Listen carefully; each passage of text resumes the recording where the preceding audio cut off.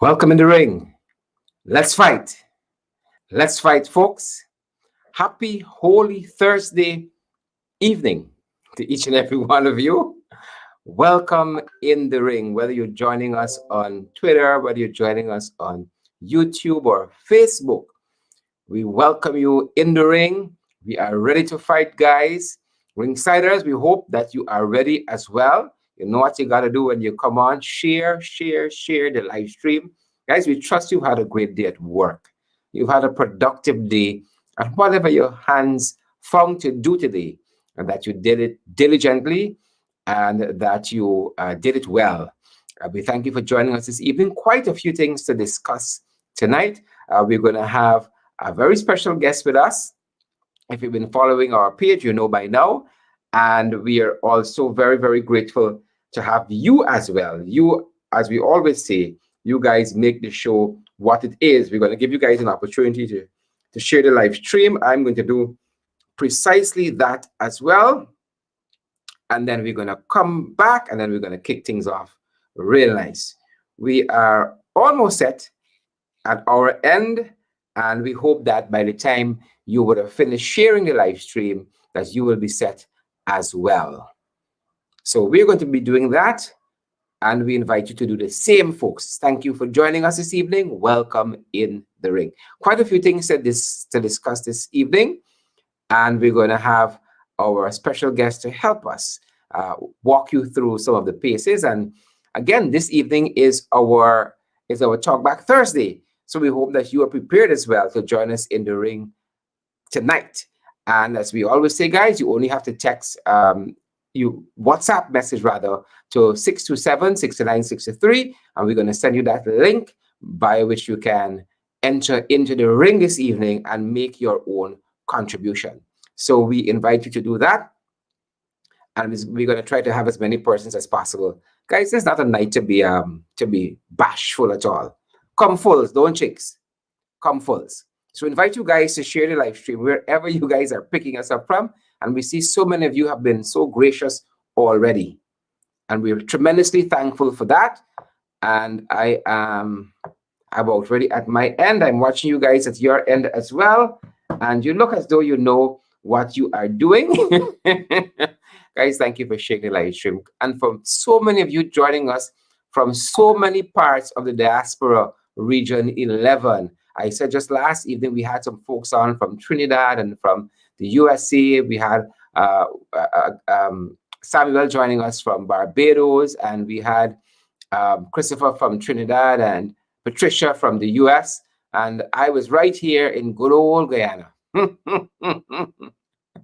place that is not a real place.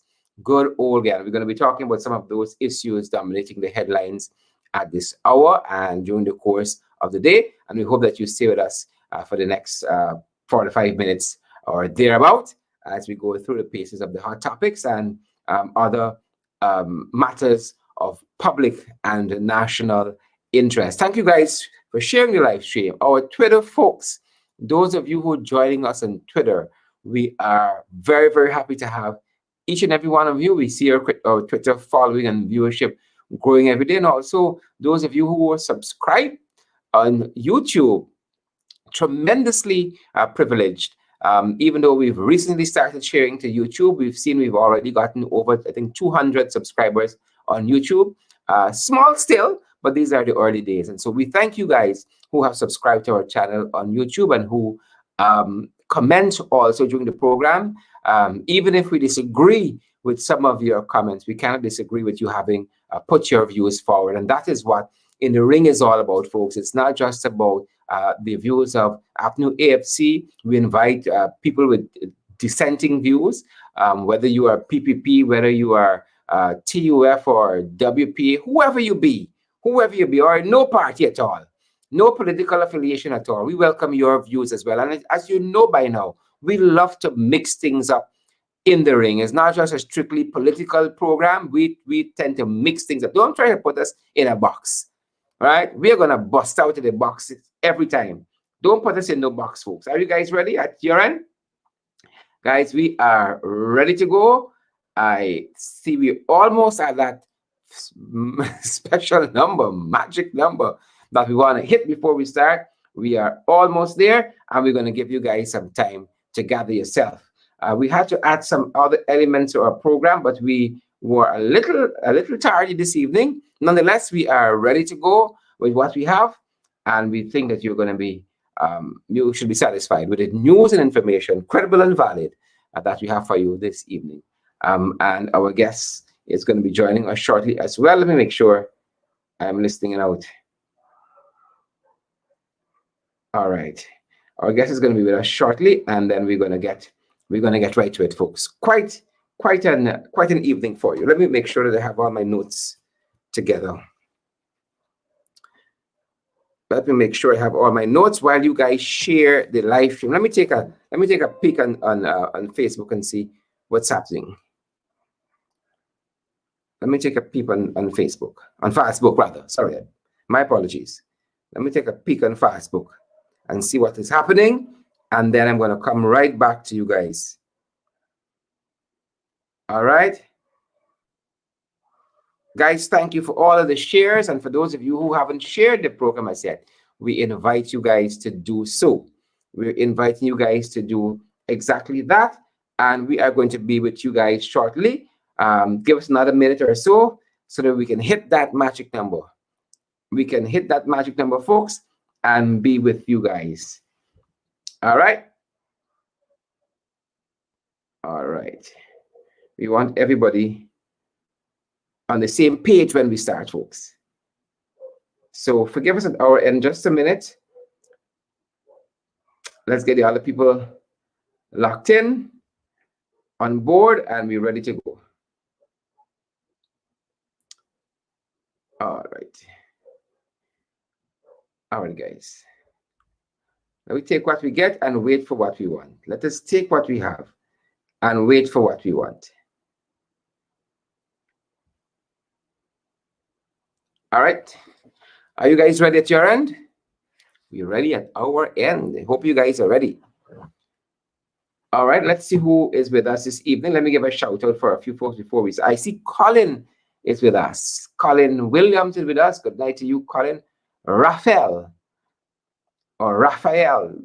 John is with us as well. We have Lloyd Davis, Lorraine Garnett. We have Pauline Peters is with us. Earl Walcott, June Griffith, Oren Baker, Nadia Seaford, Valerie Moriah. Welcome to each and every one of you, and thank you guys for sharing our live stream so as many persons as possible can benefit. Do you know, folks, that even on this Holy Thursday evening, you cannot get some people to just stay a little composed in the comment section on the various pages that we are seeing. People are still, abusing out and carrying on. Why? Why? Peace and love, folks. Peace and love and goodwill to all men. Right? Goodwill to all men. Some of y'all like healing, Some of y'all are like prayers. You don't want to hear but Jesus. Some of y'all don't want no but Lent. Some of y'all asking bunny right now because it's this Lenten period. You understand me? But you got to put up with it for a couple of days. Right? You got to put up for the couple of days. Because tomorrow is symbolic of Christ's death. You got Saturday, it's burial, and then Sunday, Resurrection Sunday, folks. So you got a little, you have a little time with the burning that's happening with some of y'all. You understand me? The burnings inside with some of y'all. That's what we see coming out on the page here. I see Andrew Mingo is joining us from the UK, from the United Kingdom. Andrew is where they house the Queen. And you have Ovid Stevens joining us from the British Virgin Islands. All right, that island has been a virgin for a long time. I don't know what's happening there. All right, we have Marla Alicock. We got Sparkling Wills and Brenda Braffett, Marcel Williams, a whole host of lovely folks. Folks, let's get to it. Let's get to it. And right off the bat, we have been following this whole issue here of the well, at first it was the detention of James Anthony Bond by this fraudulent installed,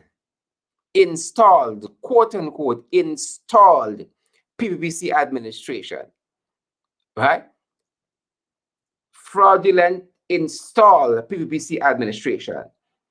He was released out on bail, and just recently, he told us via Facebook. Just recently, he told us via Facebook that he was charged with 3 counts of conspiracy to defraud. And he said no surprise there. So he was officially charged with 3 counts of conspiracy to defraud. And he later said just today that he appeared in court and he was placed on $100,000 bail. So that is what we know. And folks, we have been following what has been transpiring with the installed illegal, illegitimate administration and how they have gone after their political opponents. And we're going to have a chance to talk about some of this a little later on in the program, how they have gone after their political opponents, like James Bond. Right? And we have been making our voices heard. I personally have been on the front lines with the protests, as is my democratic right. But interestingly enough, folks, we have seen how the charges against some folks have disappeared. Right? Irfan Ali, the installed president, he had 19 fraud charges, as you know. 19 fraud charges. Anil Nandalal was also on fraud charges. Right? You all know about the law books. Ashley Singh was on fraud charges. Winston Brassington was on fraud charges. Claudette Singh was also charged, right, by a private citizen. Private criminal charges were brought against Claudette Singh. And then serendipitously, we have seen these charges withdrawn by the DPP. And what is worse, no explanation, no reasons were proffered. None at all of why these charges would have been so unceremoniously withdrawn. No reasons given whatsoever. So Irfan Ali, Anil Nandalal, Ashley Singh, Winston Brassington, all, as you know, occupied top jobs in this administration. And then you have Claudette Singh, the chairman of the Guyana Elections Commission, who earns over 2.5 million Guyana dollars per month. Per month. That is your taxpayers' dollars and my own. And as I was saying a couple of days back on this very program, the last time I heard Claudette Singh speak was the day she was sworn in as GCOM chairman. I have not heard from the big lady since then. I have not heard. What I have heard is that Claudette swing. That I have heard. So we have seen these charges dropped. While on the other hand, folks, we have seen charges instituted against several other persons, what they might call their political foes or what have you. And they range from GCOM staff members to persons like Christopher Jones, James Bond. We have David Patterson. They're trying to get him out of the Public Accounts Committee. Right now, Colvin Heath London, Ralston Adams, and a host of others. A host of others. Right? So we are taking note and we're taking action, folks. I have my guest who is waiting, and I'm going to have her on in just a minute. In terms of law and order issues, folks, and we don't have the full picture yet, but on the issue of the Henry brother, who has been detained by police after he surrendered, right?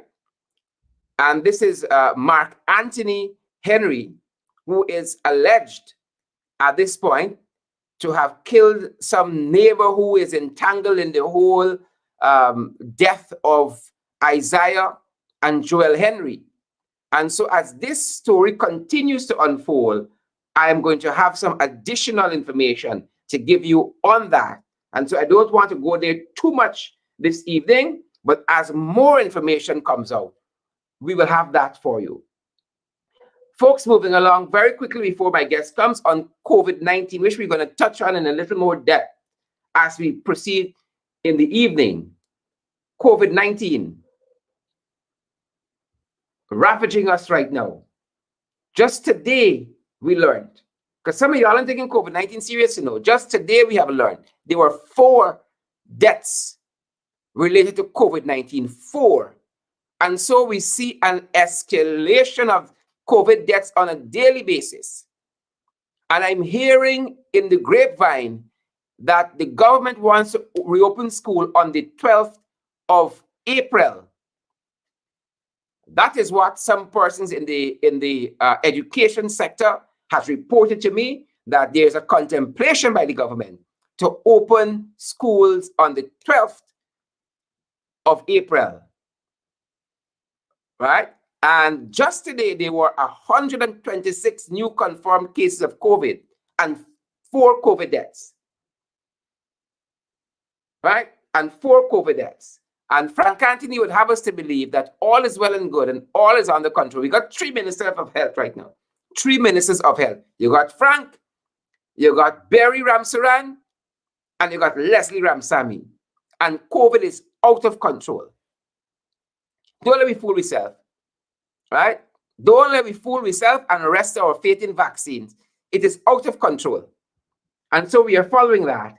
And the final issue we're going to throw on the dashboard this evening is the issue concerning the Human Rights Report of 2020. And to help us make sense of it and to put it in context, I want to welcome this evening Amanza Walton-Desir, the Honorable Member of Parliament,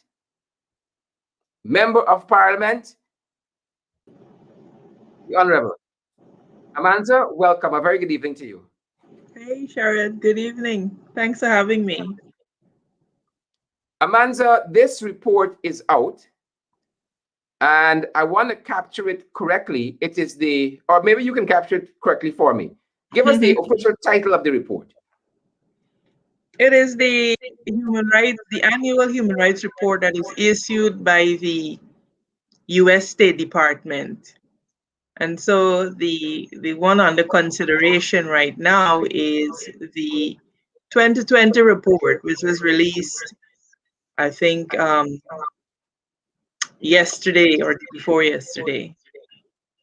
Yeah, and it makes for interesting reading, and I would hope that members of the public would by now would have not only satisfied themselves with what the newspapers would have been reporting, but I like to say, don't even take our word as gospel. Do your own independent fact checking, right? So we're discussing the Guyana 2020 Human Rights Report, and amongst it had several glaring things, I think, that should cause any member of the public concern, right? And let me go the chief of which they describe the Irfan Ali Bar Jagdeo administration as installed.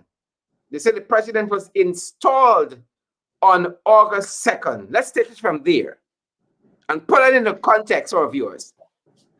Well, yes. It is, I find it to be a very interesting part of the report, and one that I think has gripped the attention of the nation for the last few days. We have been constantly attacked for referring to the government, the administration as installed, if you remember. Yeah. And so it is quite interesting to see the U.S. State Department use that term in the context of the presidency. Yeah. And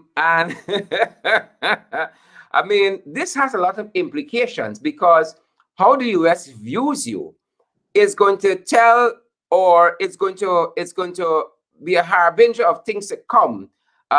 Whether and how they accept you into the, what is the phrase, into the League of Nations, something to that effect. How you, Well, what benefits and privileges are extended to you. well, I have looked at it from another angle as well. In addition to what you were saying, um, the reality is that this is an annual report that is done on every country, and so it would not be the first time that this report would have had cause to describe an elections or report on an elections. And so, Sharon, I'm getting a feedback. Are you getting a feedback? I'm not getting the feedback, but let me see if it might be something to do with your mic, if I can help that. From my end, no, I see we're looking good here. I don't know. If you might be trying to view on one device and talk to me on another, if you have two devices open and the volume up for both, that might pose a N- challenge. Okay, no. So you have to mute one. I suspect it's the technology. But interestingly, I was making the point that this is not the first time they're reporting on an election. And so when we look at, for example, the description in the 2015 report. 2015 report, Yeah. it reads, former leader of the opposition, David Granger, led the coalition parties AP and UAFC into the May elections and was elected president. Now there's another matter that I want to bring to the attention of our listeners, and that is, if you look at the 2020 report, it goes on to read, after it says that Irfan Ali of the PPPC was installed as president, it says the general elections resulted in the return of the PPPC to government after a 5-year hiatus from a previous 23-year administration. International observers concluded the March 2nd national and regional elections were free and fair. Uh-huh. I want to point out to us what it said about the 2015 election.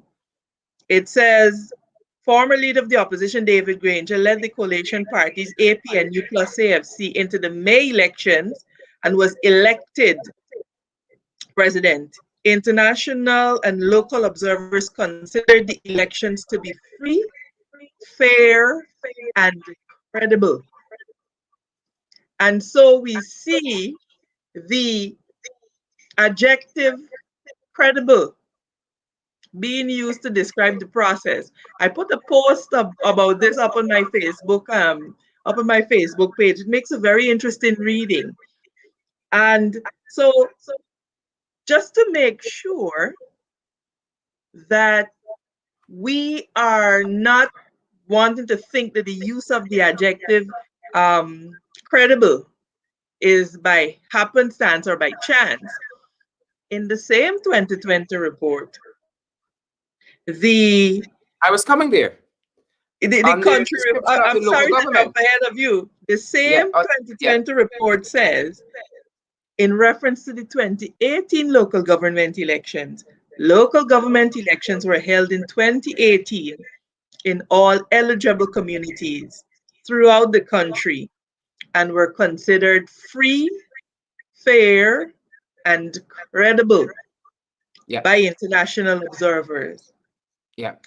The 2017 country report, which describes the local government elections in 2016, says local government elections were held in March 2016 in all eligible communities throughout the country and were considered free, fair, and credible by international observers.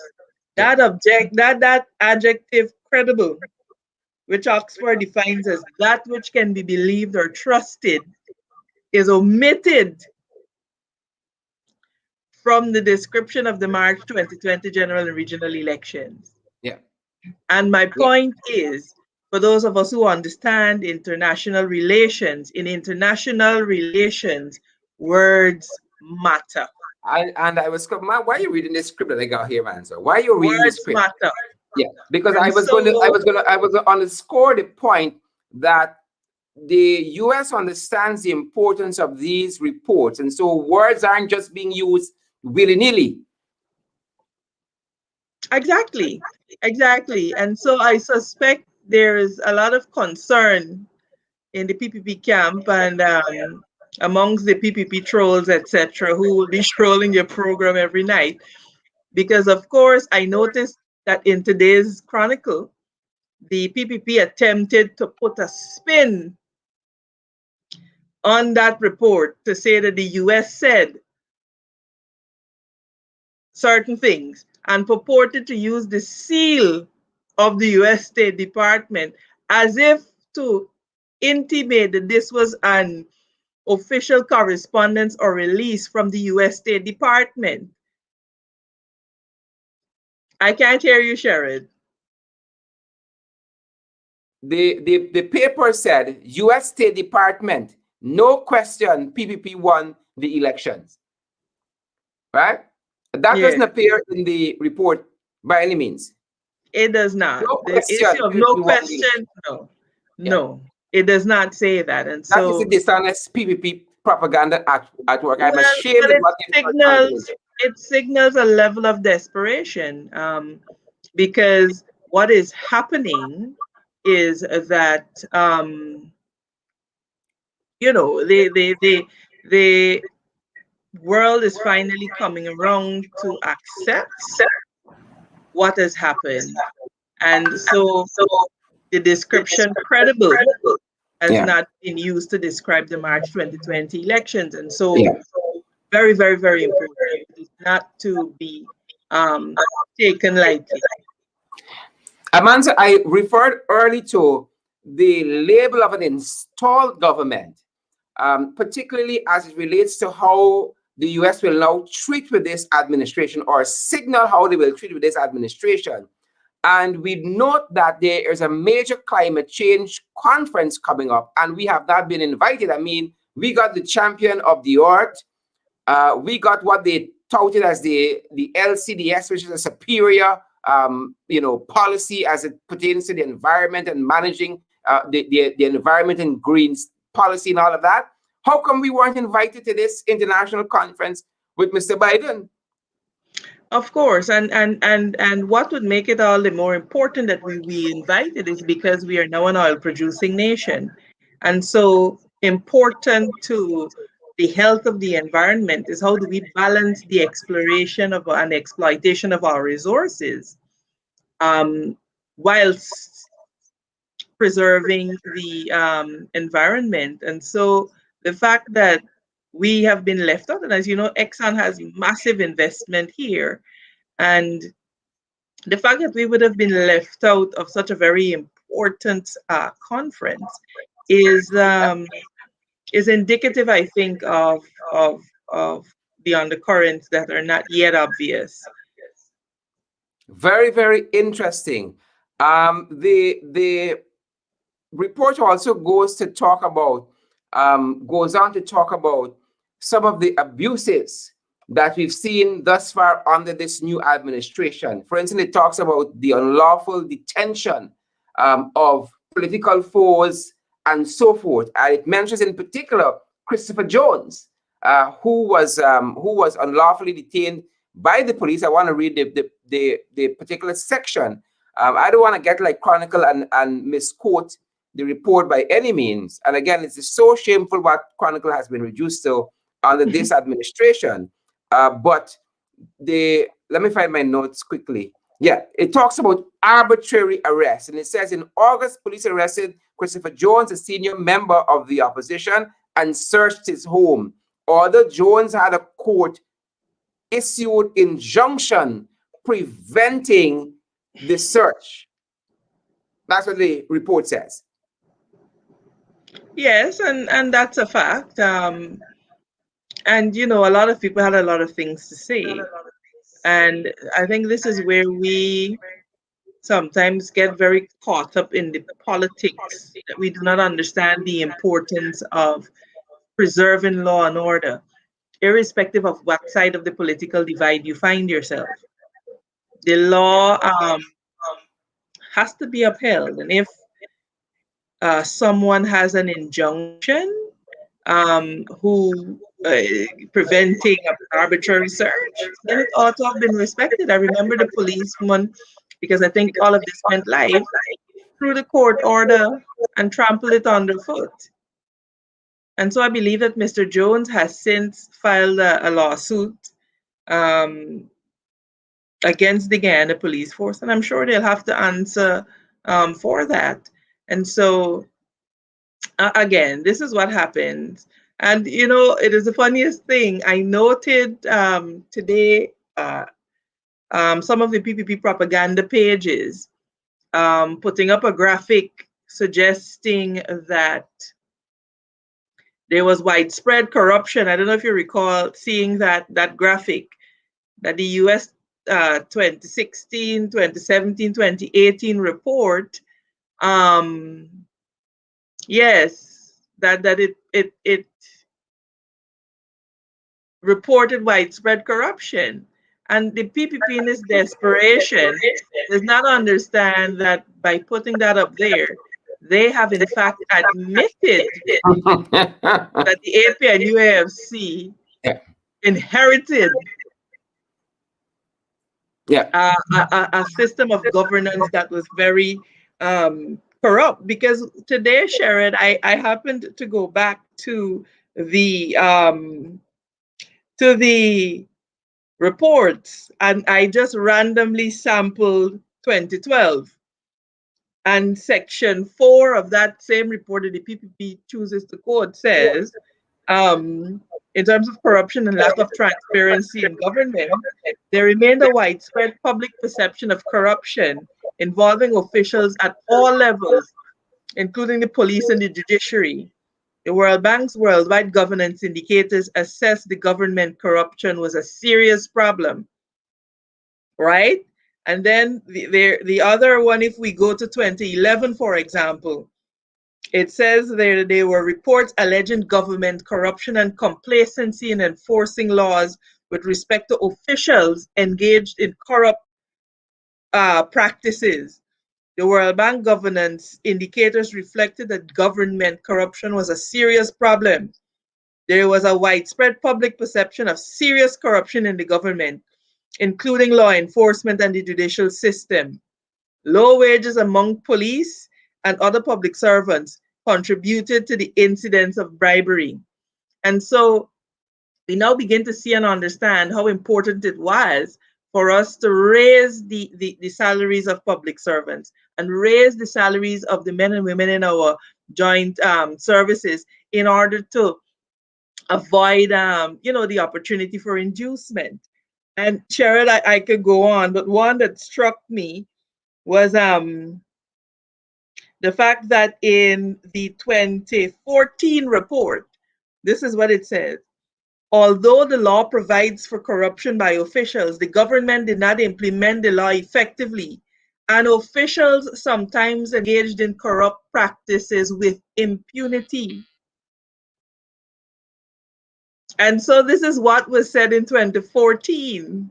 This is the year before the AP and UAFC came to government. And so for the PPP to try to put that up there to counter the narrative only does one thing: it admits, as these other reports have outlined, that the AP and UAFC inherited a broken, dysfunctional system of government that it had 3 years to fix, because of course, confidence motion would have crippled the government after 3 years in terms of not being able to pass a budget. Now, what is important to note as well, Sherrod, is that in that time, Guyana moved, within those 5 years, Guyana moved to the highest it has been in terms of the transparency index of Transparency International. And Correct. Correct. so Correct. And so we were removed off of the blacklist for money laundering. We were removed from the tier one for trafficking in persons. We opened a DA office here. And so there were significant strides made over that 5 years. If you check the reports prior to 2015, you would see the US lamenting, for example, the Public Procurement Commission and the Integrity Commission not being um, formalized, even though the law was in place. And these were all accomplishments. The Public Procurement Commission was um, established by the AP and UAFC. And so the facts are the facts, and they will remain the facts. It is just And for us to be able to continue to bring this out to the people and to counter the very false narrative that the PPP has out there. Mansi, let us add to that the fact that in agencies like SARU that are there to oversee assets that were misappropriated or so on by government officials and others come back into the ownership of the state, that was dismantled under the PPP. An independent agency was dismantled. It is also important to note that the independence of constitutional agencies in terms of their budgetary allocations and so forth has already been rolled back by the PPP using their majority in the National Assembly just recently. So you have the judiciary that submitted its own budget and didn't need to submit one to the Minister of Finance and so forth and such, and some additional agencies. All of them had their independence rolled back by the PPP. And Manso, on that very note of them putting these figures up and stating the corruption and so on in 2016, not realize that we came into power May 2015, right? And you couldn't have this amount of corruption and mismanagement just being aborted overnight. And Starbuck News called this pulling wool over the Guyanese people's eyes. Because if members of the public, for instance, read Starbuck News today, they go to that very issue that the PPP has been shouting on the top of the governmental roofs over the last 2 weeks about this large-scale dumping of billions in medical supplies that they claim were not used or misused or what abused by the APNU AFC and now has to be dumped. Starbuck News, and I use Starbuck News because it is semi-independent, even though they seem to have some governmental leanings. Starbuck News said not so fast. Starbuck News pointed at a recent press conference by Frank and Ramsamy. Starbuck News said Ramsamy is basically bringing an indictment on all of the medical professionals who were trained, you understand me, professionally in terms of the management of those drugs. And Starbuck News said, even if Ramsamy wants to say that he inherited a broken healthcare system, then Gail Teixeira, who was minister before him, has to give an account of that.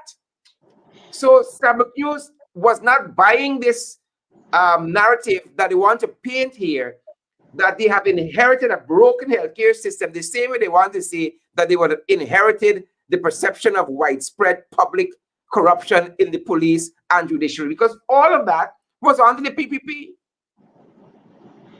Well, Sherrod, look, facts are a very pesky and they're very pesky and stubborn things. And so, we say very often when falsehood takes the elevator, the truth takes the stairs. So it takes a little while to get there, but eventually it does get out. And so I think that a number of the PPP supporters and trolls are suffering from a bit of cognitive dissonance. I think we can expect in the next couple of days to see the personal attacks and so on being heightened, because of course that is the modus operandi. When you cannot confound the message, you seek to bring the messenger into disrepute. And so standard modus operandi. But we will continue to speak the truth, and we will continue to have the truth being revealed in terms of exactly what happened. again, I say in international relations, words matter. And so the fact that you have not seen the US describing the electoral process as credible, where it has done so when it desired to do so, is very, very interesting, and it's very instructive in terms of where their mindset could very well be. Amanza, I don't want some other aspects of the report to get lost because I think they're equally important.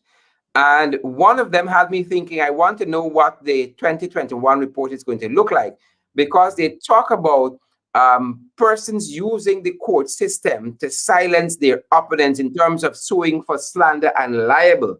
And we know that Mr. Nandalal is infamous. So as you say something, he ready to carry to court for slander and libel. So it's interesting to see what the report will report on that in the next iteration. But outside of that, I think it was very, very, I didn't even want to use the word interesting, what they said about domestic violence, because this Mhm. cannot be attacked enough head on, domestic violence. And it spoke specifically as it relates to women and children and the very, very profuse, ubiquitous nature of domestic violence in this country. It says in part that successful prosecution of domestic violent cases were infrequent. It goes on to state that domestic violence and violence against women, including spousal abuse, was widespread. Even going on to talk about how police, in some instances, accept bribes to duck these cases. I think that is an indictment on our society that domestic violence is condoned too much, and we saw some of it even in the National Assembly recently. It is, and it is a problem that is pervasive, and it is a problem that is so multifaceted that it requires a coordinated, concentrated approach to dealing with it. Because I think it stems from um, culture and socialization, very casual statements like, oh, teeth and tongue must bite, and these types of things. And so we have become, I think, desensitized to the nature of it. I think as well it is important that we are able to deal with the issue of mental health, because I think at the bottom and at the core of a number of these issues um, has to do with the issue of mental health in men, in women. You have issues of the stigma that is attached in terms of people who come forward with domestic abuse complaints. And then, of course, you have the issue with people who, because they understand the gravity of the situation, will abuse the court system and make allegations where there are none because of the stigma, etc., that is attached to that type of situation. And so it has to be a multifaceted and a coordinated approach. And so I think we have to look at addressing the issue holistically to bring help and relief to those families. I think the police as well need to be trained in terms of understanding and being able to be discerning when it comes to dealing with these issues. Because the fact is that it is happening too frequently. Our women are being abused too frequently. Our children are being exposed to abuse too frequently. And it is a problem that we have to tackle in a holistic manner. Very well said. And the second part of the report that I thought was an indictment on us as a society is the whole issue of what it describes as, let me get the phrasing correctly, prohibition on child labor and the minimum age for employment. It talks about how child labor occurs and is most prevalent in farming, fishing, bar and restaurants, domestic work, and street vending. It goes on to state that small numbers of children also perform hazardous work in the construction, logging, farming and mining industries. And I think too often this is overlooked, child labor in our country. And again, Sharon, again, it's as a result of um, culture, indoctrination, socialization. And so it is an issue that we will have to tackle, I think, as a country in a holistic manner, understanding the cultural nuances, understanding that what is acceptable, what isn't acceptable. And so these are issues that the Ministry of Labor, for example, have to take the forefront with. They have to take the lead on matters like this. And again, culture. We grew up in a culture where it is customary for you to have to sweep the yard and fetch water. I grew up in the country, and before you go to school in the morning, you have to sweep the yard and fetch water.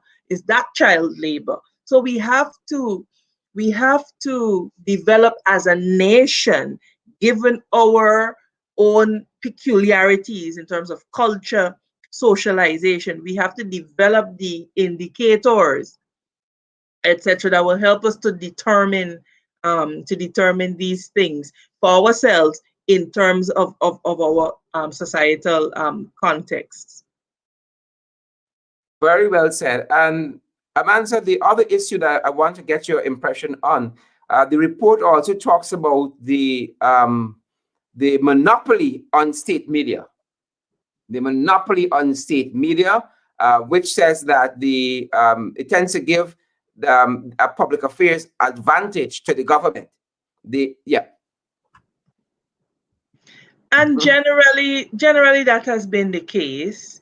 um, and again, these are all developmental issues that we will have to tackle in terms of how do we level the playing field, in terms of how do we stay away from suppression of free speech. Again, we are a young country, and for us to get these things right quickly, it requires, I think, a consensus approach by Guyanese that this is the bare minimum that we will go for. And so um, we have to decide on those things. And I think what we saw over the course of the AP and UAFC um, administration is that you saw a peeling back of those types of state controls and censorship of speech, etc. And I think the stark contrast, given that the PPP is almost a year in office and have wasted no time in rolling back and attacking these freedoms and liberties, um, I think there's a stark contrast in terms of governance. And so I think people are waking up. I think people are waking up. I would rather say that liberal democracy in this country does not favor the PPP holding office. And that is why they have sought to pursue the very things that you have outlined there. Mansi, we spoke when we started the discussion on the report labeling very strongly the PPC administration as an installed one. And we talked Mhm. about the US position with the administration. Do you think that the Caribbean community and its leaders are going to take cue from the US in terms of how they treat and how they interact and engage this administration, this installed As administration? is usual, yes. Generally, they give the cue, and in this part of the hemisphere, a number of countries will follow. And so the next few days are going to be very, very interesting in terms of Spin. spinning, in terms of the messaging that the PPPC will bring, because I think our message has been clear from day one. You need credible, valid results for an election. That is not in dispute, right? And so the fact that the US, by omitting the word credibility, could concede that they have issues with the credibility of the elections, it really does swing the narrative in the other way. And so, they'll attempt to pull the cloak over people's eyes. But I always encourage our people, our Guyanese people, that we should read, we should go research. Most of us have smartphones with Google. Um, you can Google the document and you'll be able to see these things for yourself. And so, and it all goes towards us becoming a more enlightened population to really take Guyana forward into, the country that it should be. Amanza, on that, perhaps my final question, perhaps, I'm not certain yet. On that issue of the word credibility in this report, or credible in this report, one wonders if the report and the intellectual authors of the report did not go to credible government in terms of the election of Irfan Ali, because you have two petitions in the court that has a high degree in terms of being successful, and us going to an early election one, and also concluding that this election, this government was installed fraudulently once and for all. It is entirely possible, and but again, I always make the point that if the US wanted to say the elections were credible, they would have said that, irrespective of what was happening in our court, out of our court, or whatever. If they wanted to say credible, they would have said credible. And so the fact that they have not says a lot in my view. And so I think it will be interesting to see how the courts decide this position, because you remember, if I recall, reading those reports from the chief elections officer, he did say that they did not meet the standard of credibility and transparency required for an election. Yep. And man, so where do we go from here? Where do we go from here? Where do we go from here? You're talking about as a people. Yes, as a people, what do we say to the Guyanese people tonight?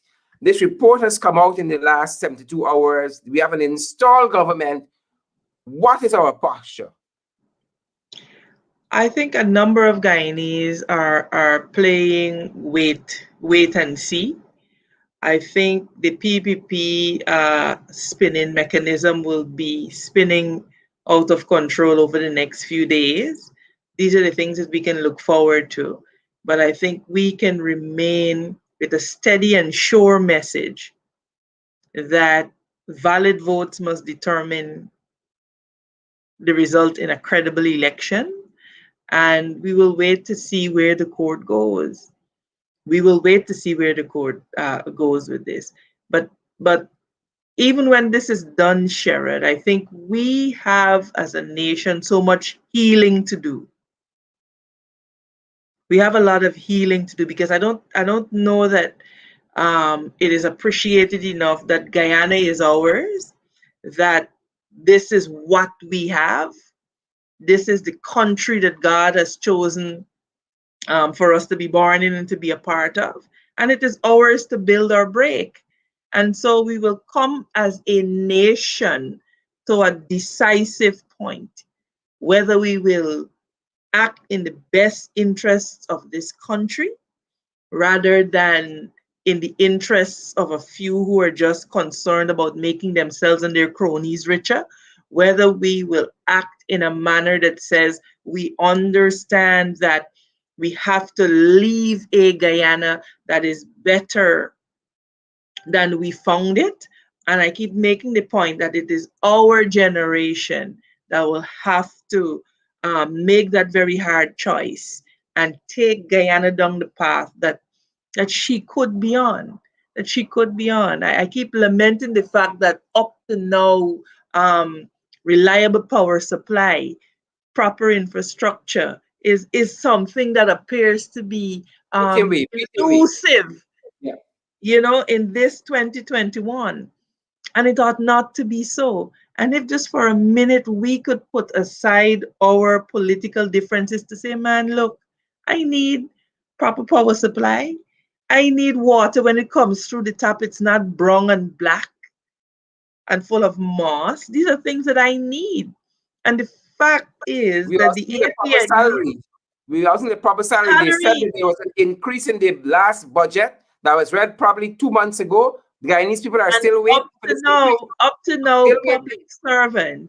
Yeah. public servants have not been given an increase in salary. But I recall, Sharon, that the now vice president, the installed vice president, had said at a press conference that public servants who That sounds so much better now. The installed vice president. the the the public servants, he said, who accepted the salary increases would have to pay it back. I don't remember if you recall that. Yeah. Yes. And so his mindset was that public servants are not entitled to this money. So it is of no surprise that they didn't get Two an budgets increase later. in 2020. 2 budgets It is later. no surprise that they didn't get an increase in 2021 that is announced.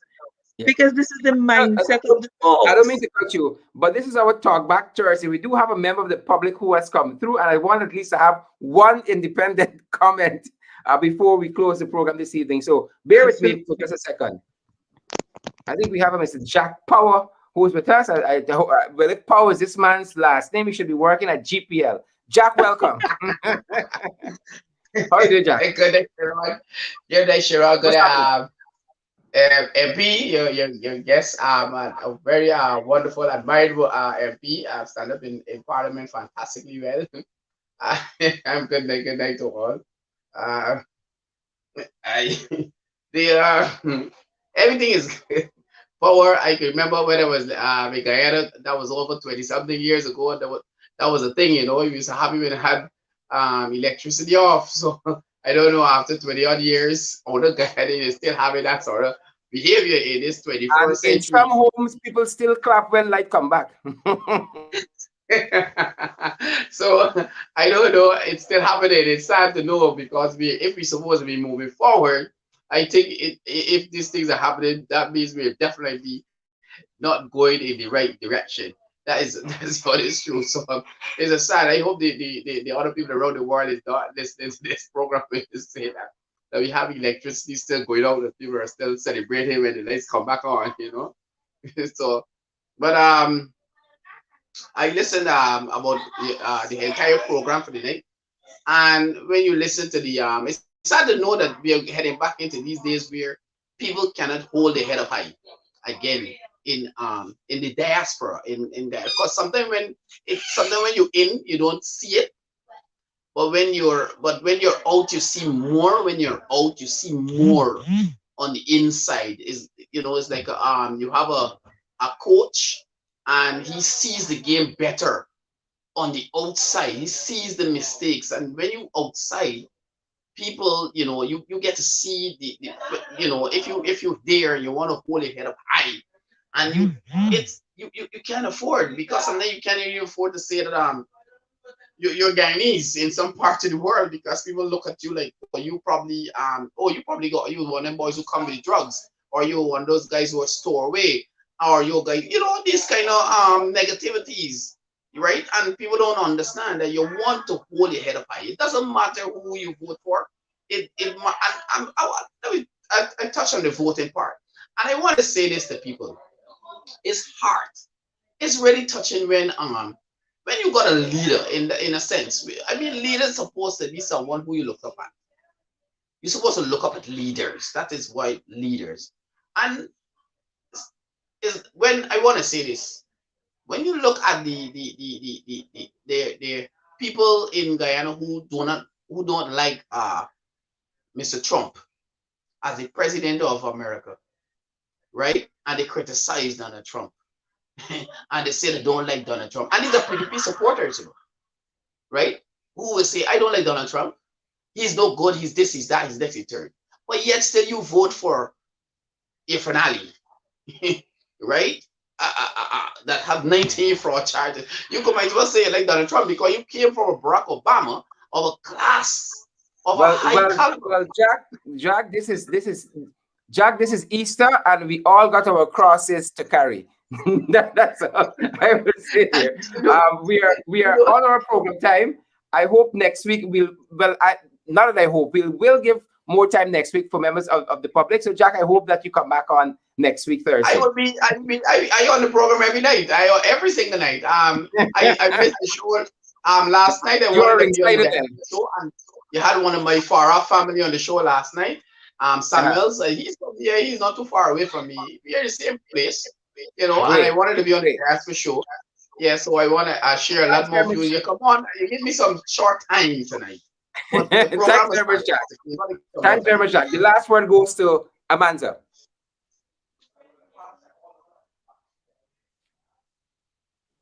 Jack, thanks for coming through. And you made a very important point that sometimes it takes you being outside and away from the game or outside of the game to be able to see and to read. And it It's is very true. I think that sense of pride that Guyanese had between 2015 and 2020, that we were once again a nation on the move with a good government and government that would govern for all Guyanese. I think very quickly we are seeing a rolling back of that national pride that we had. But we cannot give up.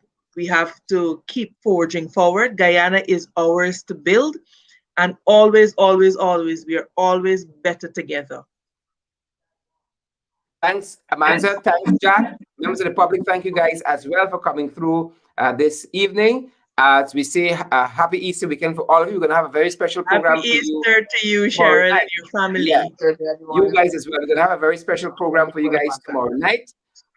And also next Wednesday again, we're back in the diaspora. If you want to be a member of our diaspora panel, you can message me on Facebook, on my Facebook page, and let me know. And we'll see what we can, if we can give you guys the hookup to be on the diaspora panel next weekend. And if it's next Thursday, we're back with more Talk Back Thursdays.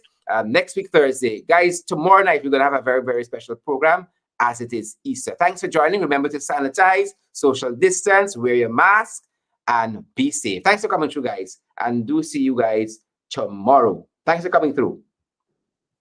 Stay safe.